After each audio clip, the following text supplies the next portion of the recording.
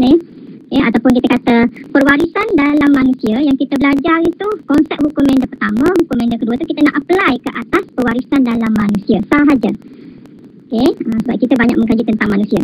Yang bunga, yang pokok-pokok tu pada dengan hukum Mendel pertama dan hukum Mendel kedua. Jadi untuk yang ni kalau kita perhati, mula-mula sekali adalah untuk mengenal pasti jenis kromosom manusia. Ini sebenarnya ada dua jenis. Jadi cikgu selalu ajar bila kita tengok soalan, bila soalan nak cerita pasal, nak tanya pasal jenis, so kita kena sebutlah jenis tu apa, autosom ke kromosom seks. Apa beza autosom dengan kromosom seks? Apa beza autosom dengan kromosom seks? Autosom ni perkataan ringkasnya adalah sel soma. Kromosom sel soma. Kromosom sel.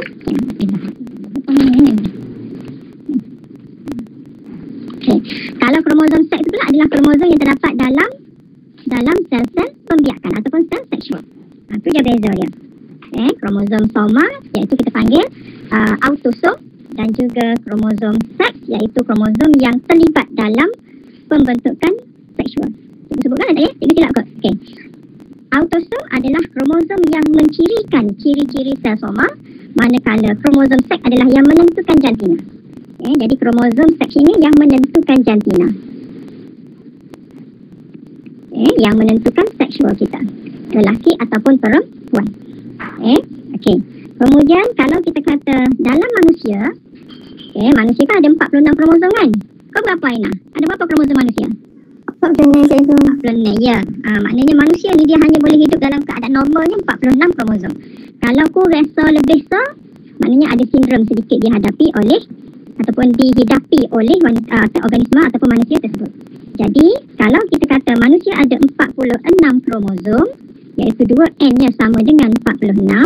Jadi sebenarnya 46 ini sama dengan 23 pasang. 23 pasang. Jadi 23 pasang inilah yang kita akan susun mengikut aturan dia. Jadi di sini ada. Ibu tak baca semua sekali ni, awak boleh baca dalam buku.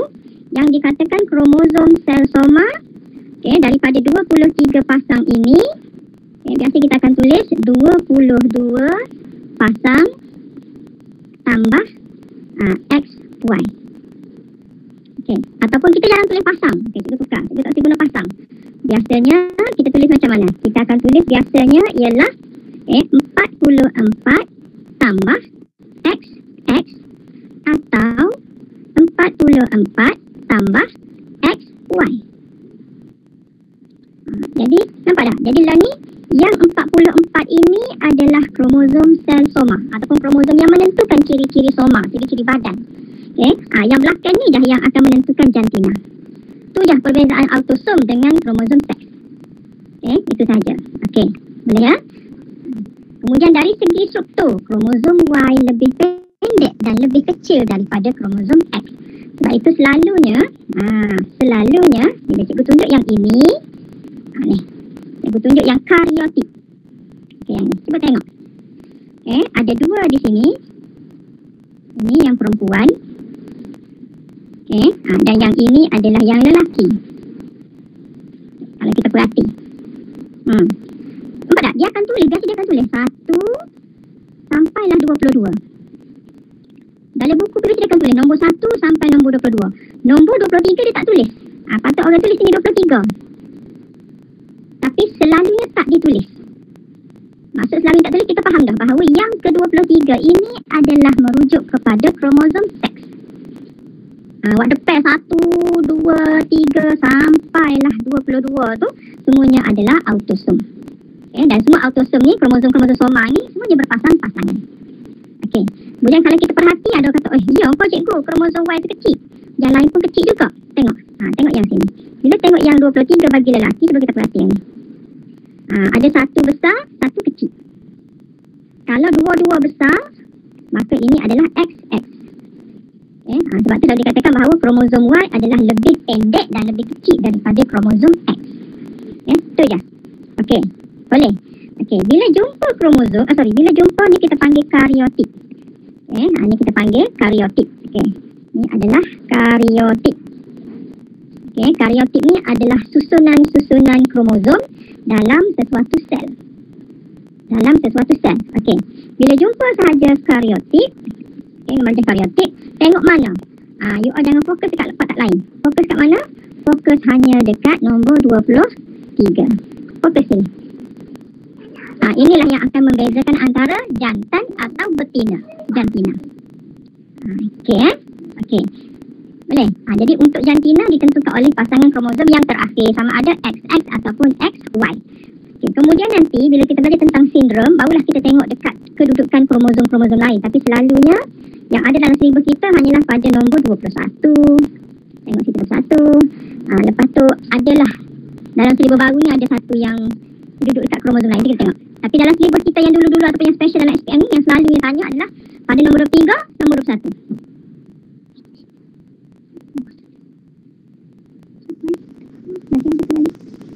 Okey. Jadi bila kita kata, okey, faham tak ayat ni? Semasa meiosis, lelaki menghasilkan sperma dan ada dua jenis sperma. Kenapa dua jenis sperma? Sebab sperma yang akan dihasilkan nanti sama ada sperma atau maksud di sini sama ada dia akan jadi 22 tambah X ataupun 22 tambah Y. Sebab kita faham bila sebut meiosis, okey, cikgu nak tanya siapa dah tadi? Fatimah. Kalau cikgu sebut je meiosis, apa yang Fatimah dapat gambarkan? Pembahagian sel. Menjadi apa? Menjadi apa? Menjadi sel yang macam mana? Ataupun menjadi membentuk apa? Meiosis. Macam mana? Bila kita sebut saja meiosis, kita selalu ingat bahawa dia akan hasilkan gamet. Betul tak? Dia memang akan hasilkan gamet. Dan gamet ini pula mestilah haploid. Dia tak boleh diploid. Okay? Mesti haploid. Okay. Okay, mesti haploid. Memang tak boleh diploid. Cuma yang haploid tu nanti mungkin ada lebih, mungkin ada kurang. Tu je lah. Sekejap ya, laptop cikgu ni goyang. Okay. Jadi, bila kita kata haploid, kalau tadi asalnya 2N sama dengan 46, berapakah N dia? Berapa N dia, Fatimah? Berapa? 23, yes.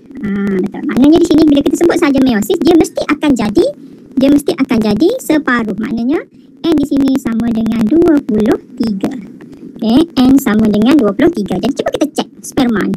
Cukup tak 23? Cukup tak? Cuba bila? Cukuplah 22 tambah X jadi 23. Ataupun 22 tambah Y sama dengan 23 juga. Okey, itu cerita pasal gamet. Sama juga perempuan. Tapi kalau wanita, wanita hanya menghasilkan satu jenis kromosom, satu jenis ovum sahaja. Sejenis ovum sahaja, iaitu yang ini. Okey, kalau ovum, untuk ovum memang tak ada benda lain, satu je. Ni ovum, dia ada 22 tambah X. Tak boleh ada Y. Sebab memang dalam badan dia, dalam induk dia, dalam semua sel-sel badan dia ataupun semua sel-sel, kalau you ingat masa tingkat tepat, you belajar sel epitelium germa. Ingat ke? Bab 15, bab akhir sekali. Okay, bab akhir sekali. Sel epitelium germa membahagi secara mitosis, menghasilkan sel oogonium. Lepas tu oogonium pula bertumbuh menjadi apa dia? Usid primer. Usid primer tu mengalami meiosis menjadi usid sekunder. Okey, jadi tu cerita pasal meiosis. Bermakna di sini kalau spermatogonium pun sama, daripada 46 bila mengalami meiosis dia akan jadi 23. Cuma gamet jantan ada dua jenis, sama ada mengandungi X ataupun mengandungi Y. Okey, konsep ni je dulu. Okey, sama ada yang ni ataupun yang ni. Tapi kalau wanita hanya satu ini sahaja. Okey, bila ada gamet, macam kita buat dalam kacukan dan hibrid monohibrid itulah. Bila ada gamet adalah persenyawaan, bolehlah bersenyawa. Jadi, apabila persenyawaan berlaku, kalau persenyawaan itu adalah antara sperma, cikgu lukis sperma lah sini buat bulat, ada ekor. Antara sperma dengan ovum, bulat ada nukleus. Okay, akan menghasilkan apa? Contoh, 22 tambah X bersenyawa nanti, okay, dengan 22 tambah X daripada ovum. Okay, dua ni, campur dua ni. Dia akan dapat apa? Dia akan dapat 44 tambah X. So, perempuan lah ni. Anak dia. Jadi, kalau dapat anak lelaki macam mana pula? Ini kalau sperma, ni ovum. Jadi kalau 22 tambah Y yang berjaya mensenyawakan ovum yang sejenis ni, okey, maka barulah dia akan dapat 44 tambah X, Y, barulah lelaki. Jadi kebarangkalian untuk dapat anak lelaki dengan perempuan ni macam mana? Berapa persen? 50-50. Ya, 50%. Habis tu apa? Cikgu tanya, buat apa dalam adik-beradik kita? Katalah ada Aina, ada berapa adik-beradik? Anak tunggal cikgu. Anak tunggal, okey. Mawadah ada berapa adik-beradik? 7. 7 tu berapa lelaki, berapa perempuan? 2 lelaki, 5 perempuan. Okey. Cuba tengok contoh Mawadah. 2 lelaki, 5 perempuan. Sama macam cikgu. Okey, cikgu lebih sikit. Okey. Cikgu ada 5 perempuan, 3 lelaki. Okey, maknanya kenapa? Super. Okey. Tapi kenapa tak dapat 4-4? Cuba fikir. Kata 50%. Lepas tu apa? Kalau lapar orang, buat apa tak sama banyak? 4-4. Buat apa kalau ada 2 beradik? Amani berapa beradik? 5. Berapa perempuan, berapa lelaki? 2 perempuan. 3 perempuan, 2 lelaki. Tengok. Maknanya tu kita ambil yang tak balance. Macam cikgu tadi 8. Patutnya ada 4-4. Tapi kenapa dapat 5 perempuan, 3 lelaki? Macam Mawadah, kenapa ada 2 je lelaki? 5 perempuan. Kenapa? Ya, betul. Bukan setiap kali mengandung. Setiap kali persenyawaan. Okay, setiap kali persenyawaan, kita tahu bahawa, ingat tak dalam tajuk pembiakan dulu, kita ada satu je ovum. Ada berapa banyak sperma yang akan datang cuba mensenyawakan ovum? Berapa juta? Ya, berjuta-juta. Banyak ovum akan datang untuk bersaing berebut untuk mensenyawakan ovum. Jadi, sperma yang ada yang berenang-berenang ini, dia ada berapa jenis tadi? Berapa jenis sperma? 2. Jadi tak tahu sperma mana yang akan berjaya mensenyawakan ovum. Itu semua kun fayakun. Allah dah takdirkan, Allah dah tetapkan. Kira-kira macam persenyawaan secara rawak lah cikgu. Yes. Jadi jawapannya itulah. Sebab persenyawaan berlaku secara rawak. Macam mana nak jawab dia? Betul lah. Sebab persenyawaan berlaku secara rawak. Seandainya sperma yang mempunyai ataupun yang membawa kromosom ataupun seandainya sperma 22 tambah X berjaya mensenyawakan ovum yang 22 tambah X, maka anaknya adalah perempuan. Ataupun jika sperma yang membawa 22 tambah Y berjaya mensenyawakan ovum 22 tambah X, maka anaknya lelaki. Dan persenyawaan adalah secara rawak. Jadi sama juga kalau kata dia ada 9 beradik, semua lelaki. Ataupun sepasang suami isteri dia. Ni kalau contoh soalan kebat. Kalau soalan kebat dia akan bagi situasi. Contoh, katalah dia bagi satu kereta akhbar yang ni berlaku di India tu silap cikgu. Dia ada 5 orang anak, semuanya perempuan. Jadi si suami ni mencurah asid kepada isterinya, marah sebab tak ada anak lelaki, tak nak bagi harta. Jadi macam mana kita yang belajar bio ni nak jelaskan kepada pasangan-pasangan yang ada masalah macam tu? Itu yang kita kena kaitkan secara teori tu. Patut kita royak lah. Peratus untuk dapat anak lelaki dengan anak perempuan adalah tetap sama setiap kali mengandung ataupun setiap kali persenyawaan berlaku. Jadi yang menentukan jantina anak ni sebenarnya siapa? Gamet daripada suami ke gamet daripada isteri? Suami. Gamet daripada suami sebab gametnya ada 2 jenis. Gamet dia ada 2 jenis. Kalau gamet tu yang jenis bawa Y, dapat anak lelaki. Lepas tu kalau kata PT banyak gila buat permainan beradas ke, gila buat bayi tabak uji, tu lainlah kita. Sebab dalam konsep, kalau kita ingat kita belajar tingkat tepat masa tajuk mencegah kehamilan dan juga merawat kemandulan tu ada kaedah IVF tu jadi biasa doktor takkan ambil sedikit sperma, yang akan ambil banyak. Sama juga dia takkan ambil satu ovum, yang akan ambil banyak ovum. Jadi dia akan cuba senyawakan ovum ni dengan sperma ni. Yang mana berjaya barulah doktor akan suntik masuk embrio tersebut ke dalam uterus isteri. Boleh ya? Itu cerita pasal autosom dan juga kromosom seks. Jadi ni dapat jawab dah lah. Sebenarnya ada jawapan siap dah tu. Katalah cikgu tutup ni pun. Mana setara canggih. Uji minda 13. Cikgu dah sebut pasal tadi, kalau bilangan kromosom yang agak berlainan ataupun tak seimbang ataupun tidak kita panggil tidak seimbang lah, maka individu ni mungkin akan mengidap sindrom. Apa contoh sindrom itu? Individu mengalami penyakit genetik seperti Down syndrome ataupun sindrom Down, sindrom Turner dan juga sindrom Klinefelter. Didapati mempunyai bilangan kromosom tidak normal. Jadi berdasarkan pengetahuan lepas, maksud pengetahuan lepas ni masa kita belajar meiosis. Okey, meiosis. Okey.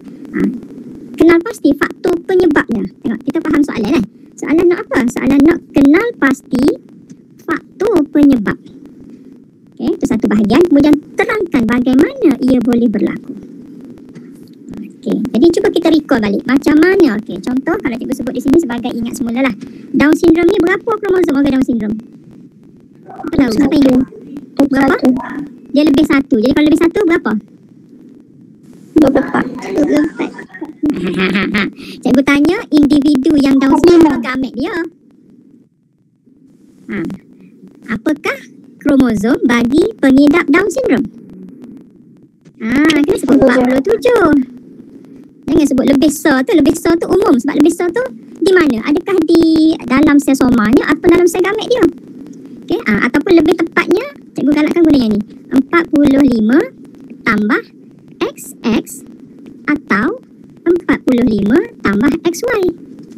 Bermakna lelaki atau perempuan dua-dua boleh mengidap Down syndrome. Okay, sebab dia lebih ni mana? Dia lebih ni kat mana 45 ni? Dia lebih ni, okay, dia lebih ni adalah pada, okay, kejap. Dia lebih ni pada nombor 21. Pada nombor, boleh ya? Okay.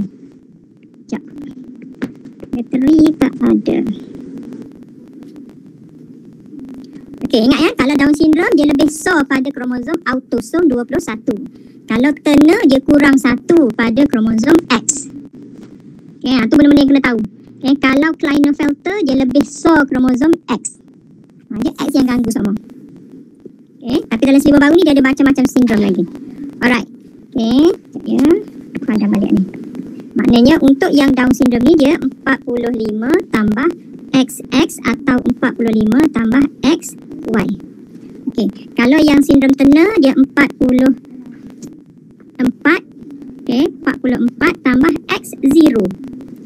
Biasa kita tulis 0 situ, maknanya X tak ada pasangnya. Tu Down syndrome. Kalau Klinefelter dia 4, okay, kalau Klinefelter ni dia 44 tambah XXY. Berapa tu? Dia lebih kan? So kenal pasti dia lebih kat mana?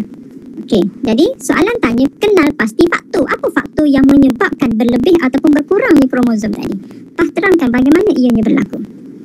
Okey, jadi faktornya apa? Faktornya adalah tidak disjungsi. Okey, tidak disjungsi. Apa maksud tidak disjungsi di sini? Okey, tidak disjungsi di sini merujuk kepada kromosom homolog gagal berpisah.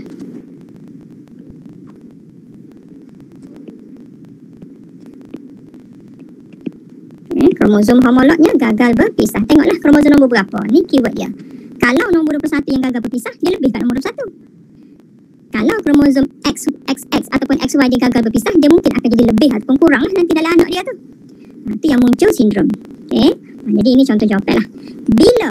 Bila gagal berpisah ni? Semasa anafasa 1. Okay. Semasa anafasa 1 ataupun semasa meiosis 1. Okay. Jadi yang ni mesti betul. Atau, okay, atau, ni kena hati-hati. Tengok penggunaan istilah. Kalau kita sebut kromosom homolog, kromosom homolog, okay. Kromosom homolog maknanya semasa meiosis 1, iaitu berpisah masa bila? Masa anafasa 1. Tapi ada juga berlaku sekiranya pada anafasa 2. Kalau anafasa 2, kita tak boleh sebut kromosom homolog. Jadi salah. Kena sebut kromatik kembar. Okey, kromatik kembar gagal berpisah semasa anafasa 2. Okey, ni cerita lain. Okey, dia mesti atau di sini, tak boleh. Yang ni mesti sekali atau yang ini. Dia tak boleh sekaligus. Okey.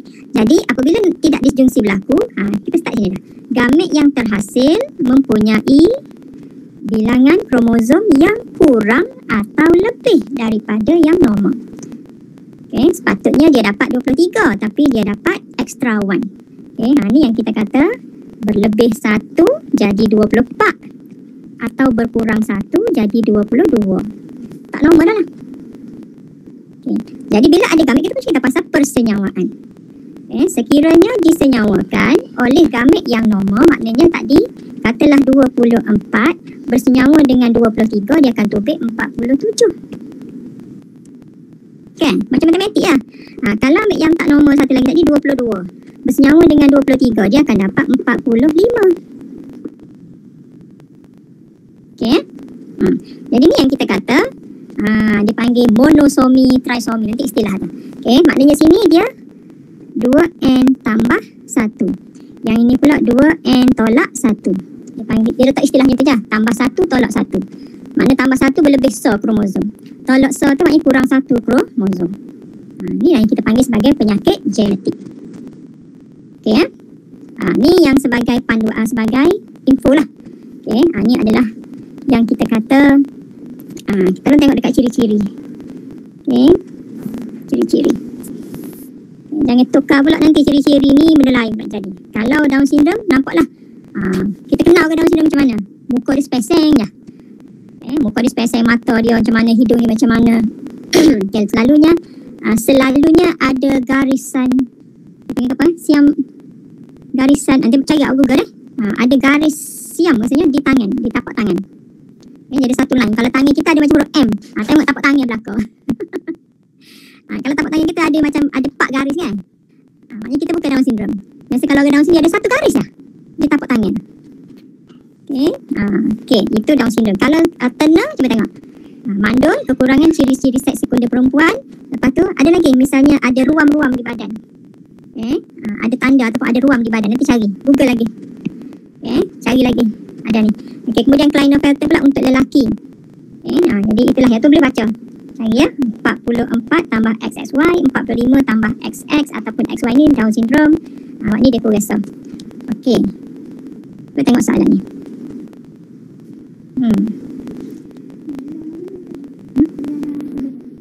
Kenapa cik? Kenapa cik sedap?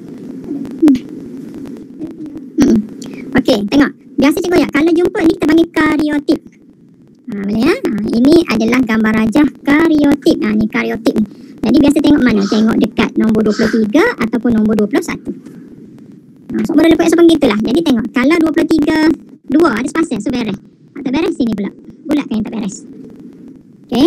Yang ni pula tengok 21 beres ke tak? Beres okey. Tengok 23 tak beres, bulatkan. Okey. Begitu juga yang ni. Yang ni okey. So beres, bulatkan yang ni. Baru kita nampak. Okey. Jadi soalannya apa? Soalannya kenal pasti. Okey. Kenal pasti ataupun namakan jenis-jenis penyakit genetik yang berkait dengan kariotip diberi. Okeylah. Mudah itu. Okey. 10.30.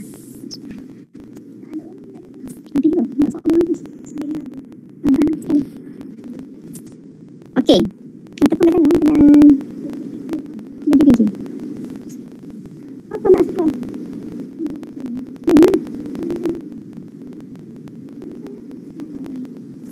Okey. Jadi, cikgu dah jelaskan yang pasal Down syndrome. Okey, lah ni kita ada yang kedua ni adalah berkenaan pewarisan dengan dalam manusia ni kita ada berapa? Cuba tengok. 1, pewarisan darah. Okey, nombor 1. Cikgu nak bagi ni. Awak puasa 27 start Tahu dah kan? Ada tak? PKP dah postkan dalam grup tu. Peperiksaan tingkatan 5 bermula 27 hari bulan Jun. Jadi ada masa seminggu lagi. Ya, seminggu lagi sebelum periksa. Yang ni cikgu nak suruh you all buat Google search sikit dah. Okey, dalam manusia yang kita belajar dalam syllabus adalah yang pertama, pewarisan kumpulan darah. Yang kedua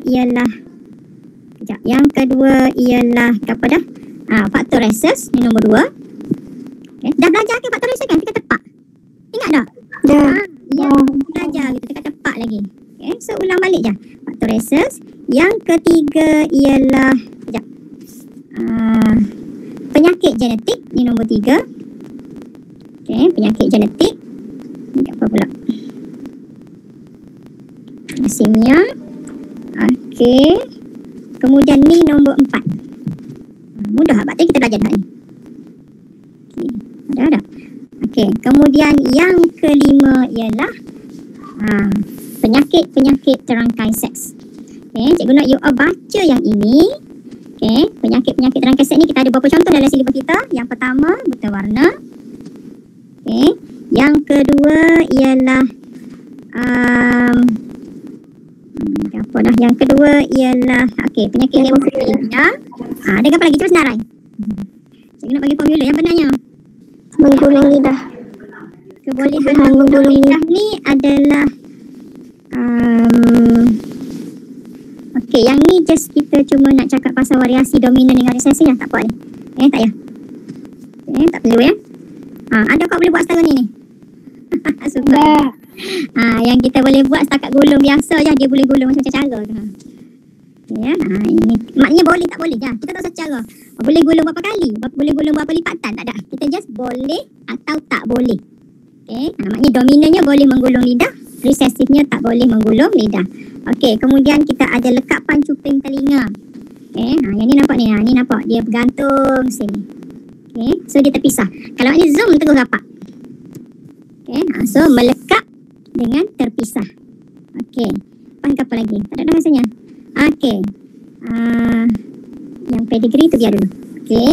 Jadinya agak sukar sedikit di bahagian pewarisan manusia tentang contohnya Payman tak bilangnya Payman kat mana rasa-rasa tak ada dengar?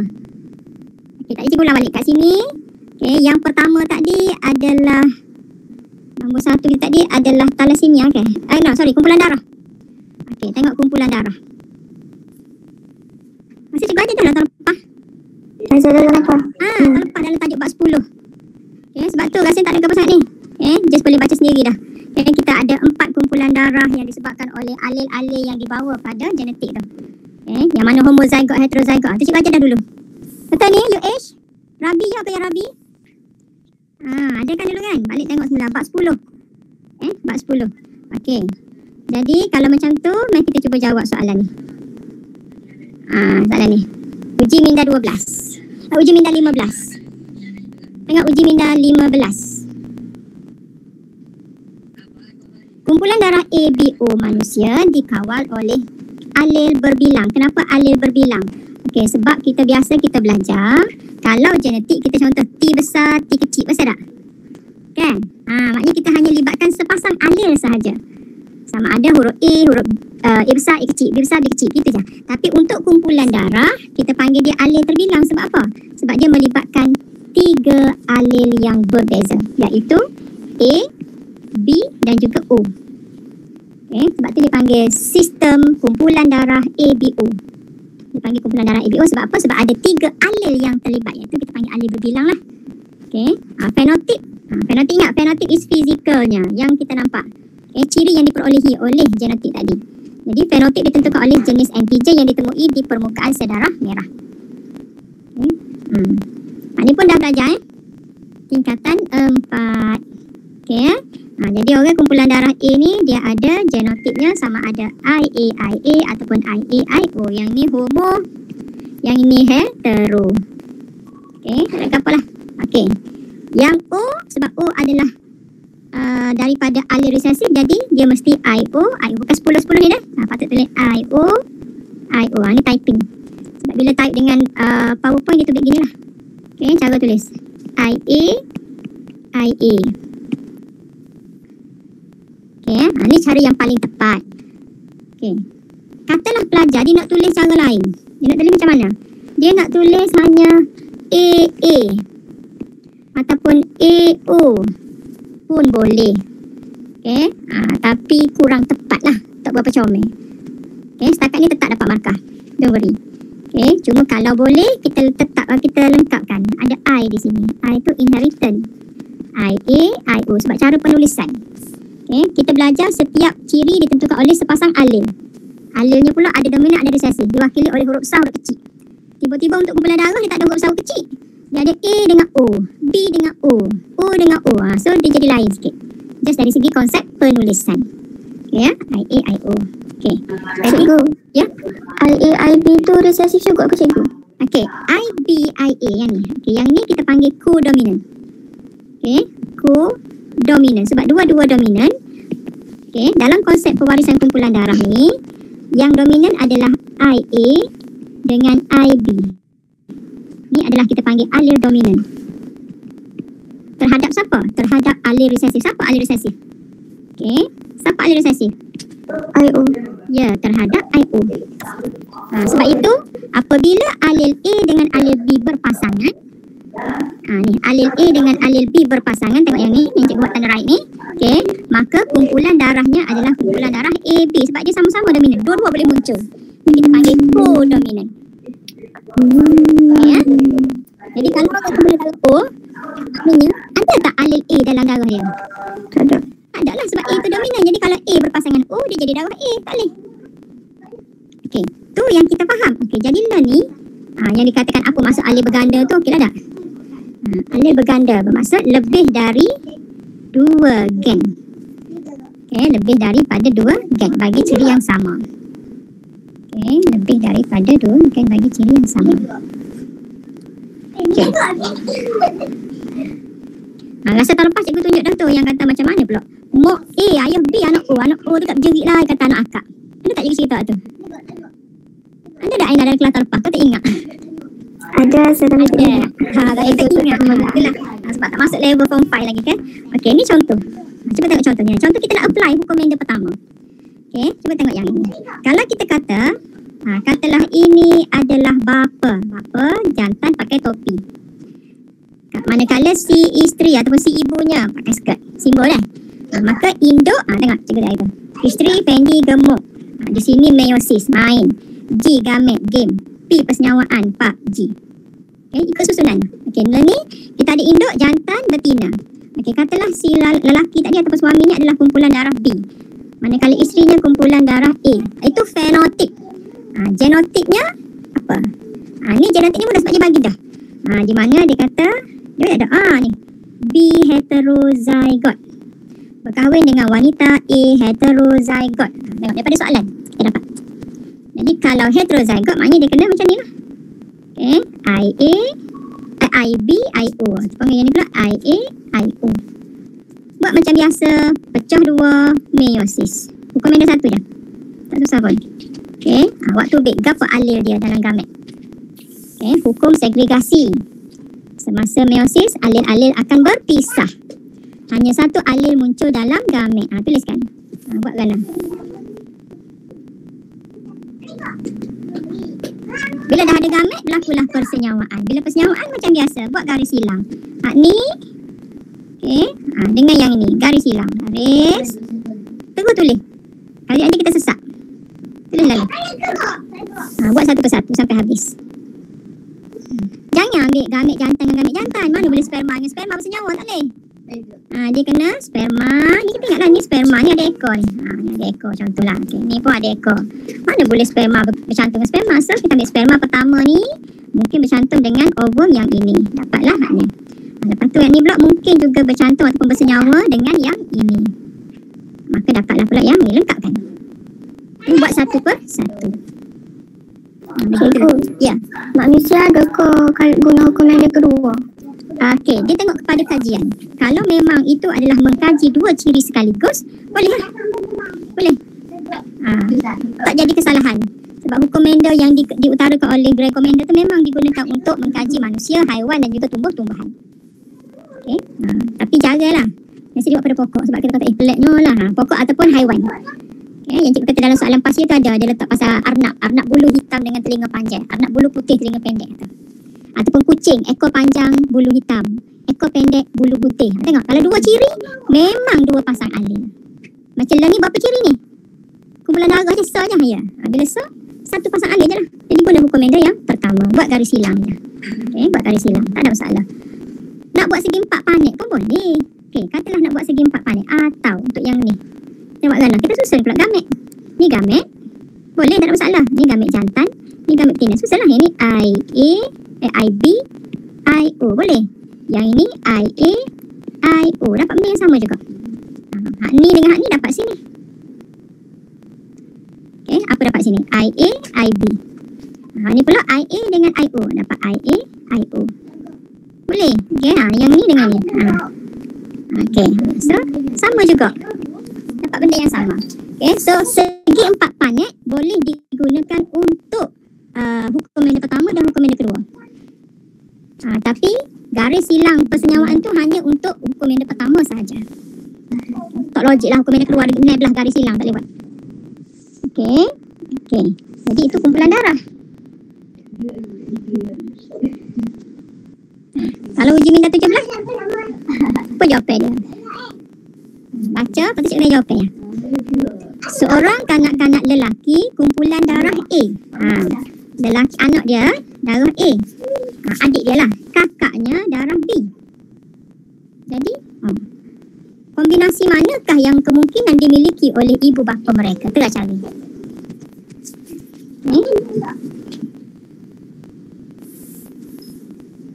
Ni rasa soalan tepat juga ada ni.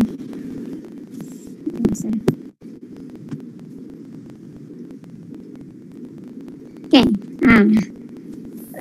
Cikgu nak tanya siapa ya?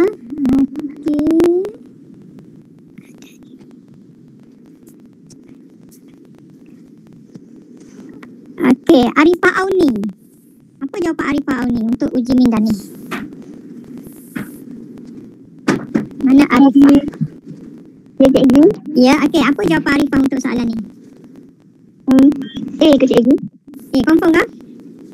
Cikgu tak buka sebab dia jawab dah. Okey, betul. Betul. Macam nak buat tengah je lah. Tariklah yang ni dapat AA. Yang ni dapat AB. Yang ni dapat AB. Yang ni dapat B. Maknanya anaknya kemungkinan darah A, darah AB ataupun darah B. Okey. Gitulah nak ayatnya. Yang manakah betul? Kalau yang ni semua dapat AB. Kalau yang ni ada yang dapat AB, ada yang dapat okey. Itu yang kita faham konsep persenyawaan rawak. Tak semestinya benda tu keluar. Kalau kita dapat AA, AB dan juga BB. Jadi dalam keluarga tu yang lelaki tu adalah darah A sebab ni. Kakak dia pula darah B kan. Sama kalau soalan macam ni. Soalan pernah keluar soalan dalam bentuk ni. Dia buat gana. Dia akan buat pernah keluar soalan dia cuma pandang yang ni. Dia padamkan yang ni. Soalan ni pun tak ada. Dia tak oyak. Dia kata dalam satu pasang suami isteri apakah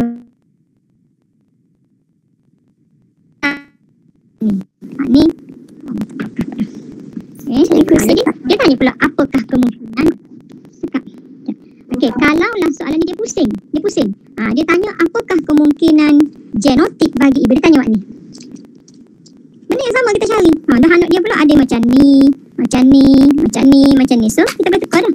Ni gamet dia mesti ni. Ni mesti ni. So katalah dia tanya awak ni. Kalau anak ini yang dilahirkan, apakah kemungkinan genotik bagi ibu? Itu dia panggil pusing ke belakang. Benda yang sama je. Itu pewarisan kumpulan darah. Rhesus cikgu tak ajar lah. Pandai berlakon. Dominannya apa? Positif ke negatif? Positif. Yes.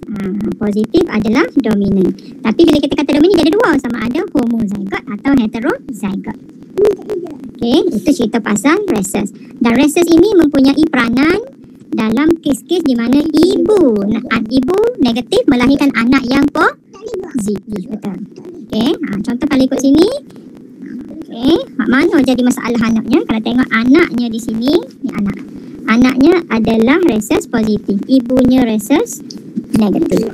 Jadi semua anaknya adalah rhesus positif. Berapa orang anak dalam keluarga ni boleh hidup?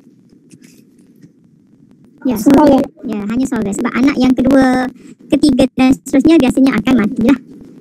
Kecuali dengan rawatan-rawatan yang terkini. Lepas je beranak anak pertama, doktor dah kena pasti, maka doktor akan bagi suntikan anti-globulin. Suntikan tu untuk apa? Untuk menghalang antibody rhesus ni menyerang anak dia nanti. Itu yang pertama.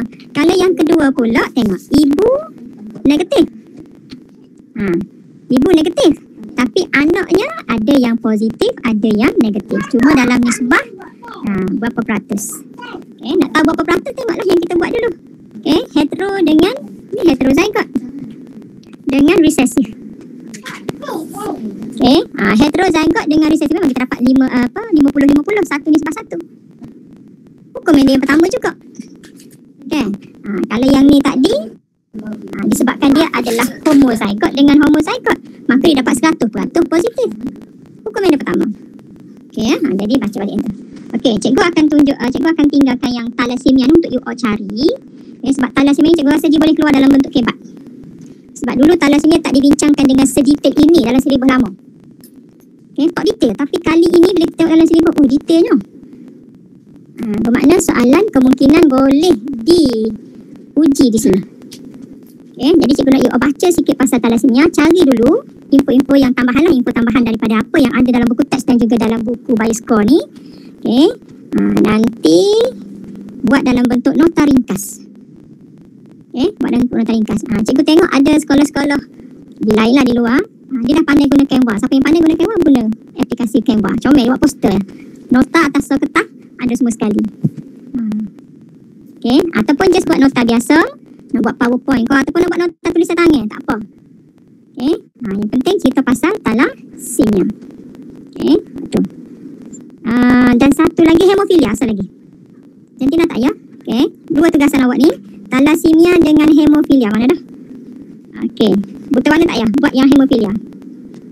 Dua-dua penyakit dua penyakit yang berkait dengan darah. Okay, ni hemofilia. Okay, jadi buat dua tajuk ni sebagai nota ringkas. Hantar dalam Padlet. Padlet 5UH tu kan? 5UH selalu dengar kan? Padlet 5UH tu banyak lagi yang kosong-kosong. Sebab cikgu dah letak ikut kolom nama. Jadi kita boleh nampak lah nama siapa yang kurang kandungan dia tu, maknanya dia kurang hantar. Okay, kalau 5UH tu ramai lagi kosong terus tak hantar. Tolong bagi tahu ya kawan-kawan. Tolong hantar ya. Okay, jadi penghantaran ini adalah sebelum kelas minggu depan. Sebelum kelas minggu depan. Selewat-lewatnya hari Rabu sebelum hari Rabu. Hantar dalam Padlet. Cikgu akan cek malam tu lah. Boleh lewat. Okey. Boleh. Yang ni cikgu akan bagi TP. Tahap pembelajaran, tahap penguasaan berapa? 5 ni. Cikgu nak targetnya 5 menit. Jangan tak capai. Alright. Lagi nak baca TV benarnya. Ada nak tanya tak pasal buta warna sekejap? Dan kita bersurai.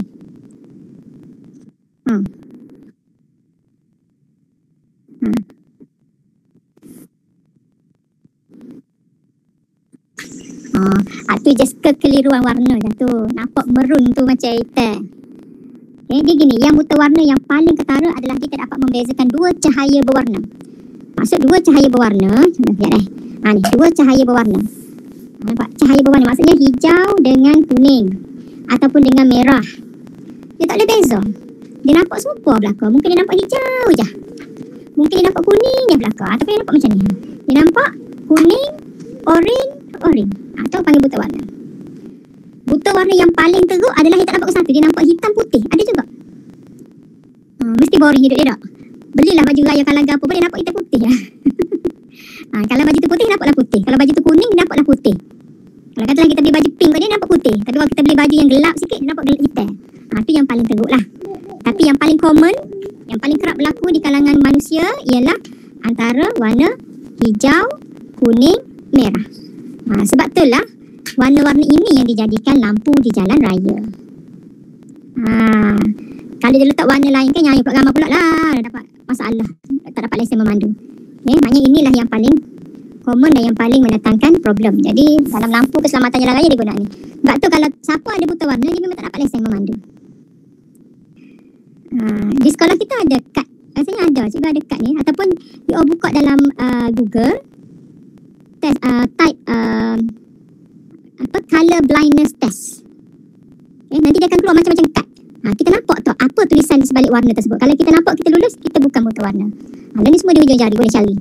Ada kata tak tahulah buta warna ke tak. Dan buta warna ini adalah pewarisan terangkai seks. Pewarisan terangkai seks maksudnya apa? Generasi ke generasi. Dan selalunya berlaku pada lelaki. Contoh ni lah lelaki. Dia gini. Sebab bila kita kait dengan word dengan PowerPoint kita patut kita tulis gini. B besar tu untuk dominan, maknanya normal sight, normal vision. Kalau B kecil tu untuk buta warna. Sama juga kalau kita nak guna untuk thalassemia ataupun hemofilia. Kita nak letak N besar normal, N kecil hemofilia boleh. Nak letak H besar untuk normal, H kecil untuk hemofilia pun boleh, tak ada masalah. T besar untuk normal, T kecil untuk thalassemia boleh. Kita pulang, kita nak guna huruf apa pun. Jadi dalam kes normal lelaki, kita tengok buta warna punya alih tu duduk mana? Kromosom X ke kromosom Y? Ya. Sebab itulah buta warna dikenali sebagai penyakit pewarisan terangkai seks. Sekejap ya. Penyakit pewarisan terangkai seks. Okey, untuk pengetahuan kalau nak hafal cara cikgu hafal gini. Bila sebut terangkai seks, kita tahu terangkai seks ni berkait dengan jantina. Bila sebut jantina, dia duduk mana? Dia terangkai pada kromosom X. Dia tak suka duduk pada kromosom Y. Y tu kecil, tak muat nak duduk. Tak pandai, tak ada tempat untuk dia. Jadi selalunya pada kromosom X. Okey, jadi pada kromosom X ni kalau kita cluenya penyakit terangkai seks ni ada pada kromosom X ataupun alelnya dibawa ataupun berangkai pada kromosom X. Apa contoh dia? Hemofilia.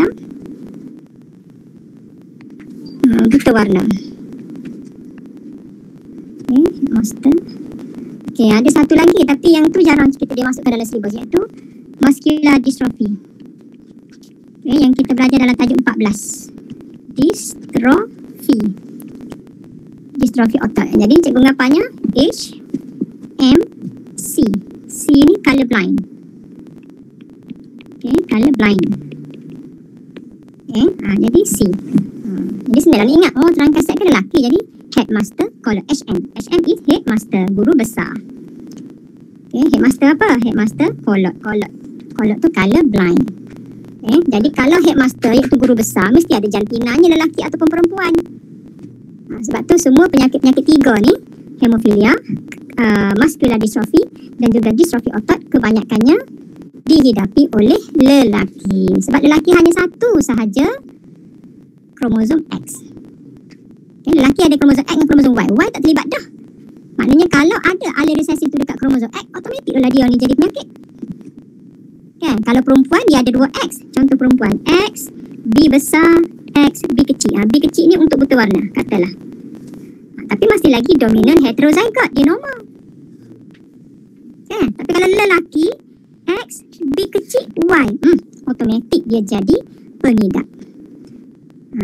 Sebab apa? Lelaki ni 50% untuk hidap. Sebab dia ada 2 jenis dah.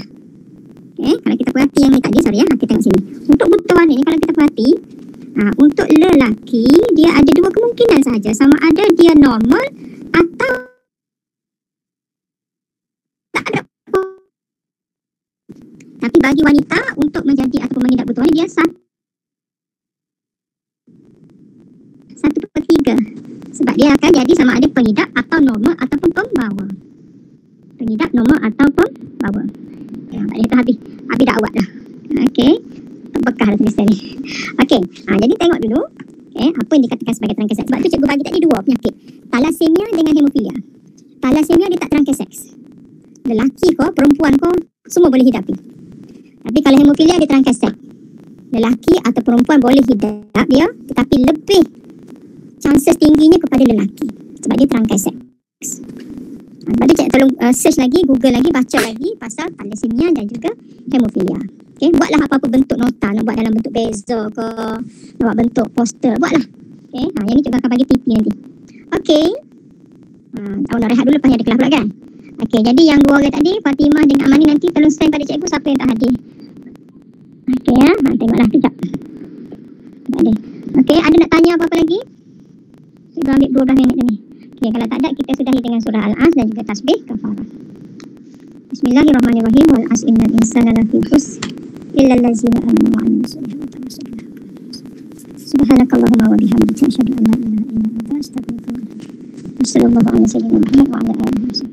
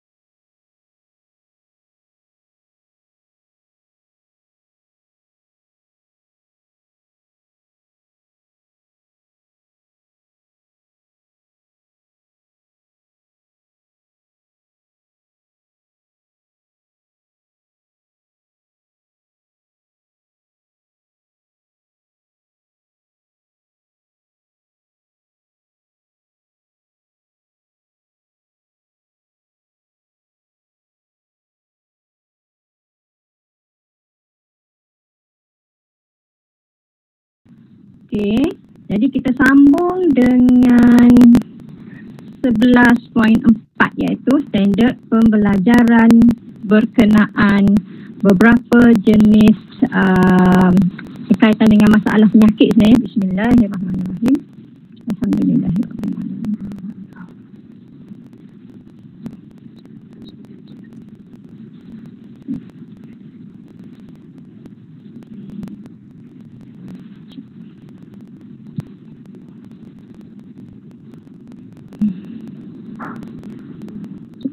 Nak record.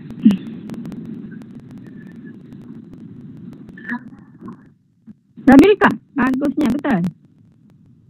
Sebab hari tu cikgu record lepas tu tak boleh nak access balik. Okey. Alright. Okey. Jadi cikgu nak sambung dengan hari ni kalut sikit.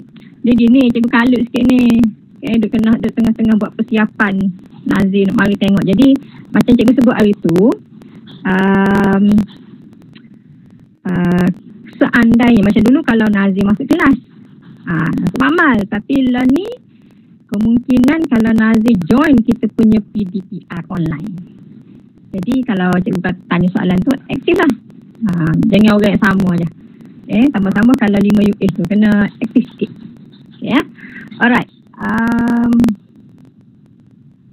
Cikgu start je lah. Okay. Jadi kita kita 53. Siapa pula lah. Okay, hari ni Fatimah tolong catat yang 5 UH. Okay, catat attendance. Lepas tu nanti just PM cikgu nama-nama yang tak hadir je. Okay, cikgu. Okay, untuk 5 UL Mahfuzah ada hari ni? Mahfuzah dah sihat? Dah sihat ya? Okey. Mahfuzah ada. Okey, Amani lah. Amani tolong tengok siapa yang tak hadir nanti PM cikgu. Okey? Tak aman kot. Tapi rasanya macam penuh je kot, insyaAllah. Okey. Jadi kita mulakan dengan umul Quran Al-Fatihah. Bismillahirrahmanirrahim. Assalamualaikum warahmatullahi wabarakatuh. Waalaikumsalam cikgu.